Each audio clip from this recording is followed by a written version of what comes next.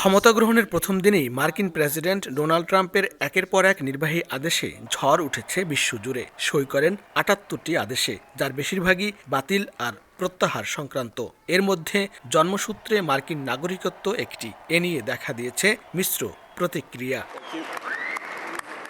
যুক্তরাষ্ট্রে জন্মগ্রহণ করলে নাগরিকত্ব পাওয়ার ১৫০ বছরের পুরনো সাংবিধানিক অধিকারকে হাস্যকর অভিহিত করে তা বাতিল সংক্রান্ত নির্বাহী আদেশে সই করেন ট্রাম্প। এর ফলে জন্মসূত্রে আর মার্কিন নাগরিকত্ব মিলবে না। তবে মার্কিন সংবিধানে জন্মসূত্রে নাগরিকত্বের নিশ্চয়তা থাকায় শুধু নির্বাহী আদেশে এই নীতি পরিবর্তন করা কঠিন হবে বলে মনে করেন আইনজীবীরা। বাবা মায়ের নাগরিকত্ব যাই হোক না কেন, ছেলেমেয়েরা যদি মার্কিন যুক্তরাষ্ট্রে জন্মায় তারা অটোমেটিক্যালি ইউএস সিটিজেনশিপ পেত, কিন্তু প্রেসিডেন্ট ট্রাম্প সেটা বন্ধ করেছেন।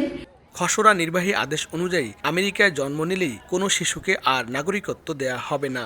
সন্তানের পিতামাতার মধ্যে যে কোনো একজনকে মার্কিন নাগরিক হতে হবে অথবা থাকতে হবে গ্রিন কার্ড। তবেই তাদের সন্তানরা আগামী দিনে আমেরিকার নাগরিক হতে পারবে।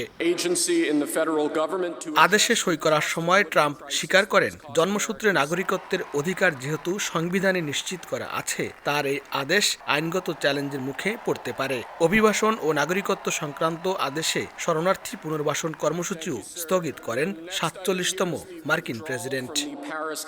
লস্কর আল মামুন, সময় সংবাদ, যুক্তরাষ্ট্র।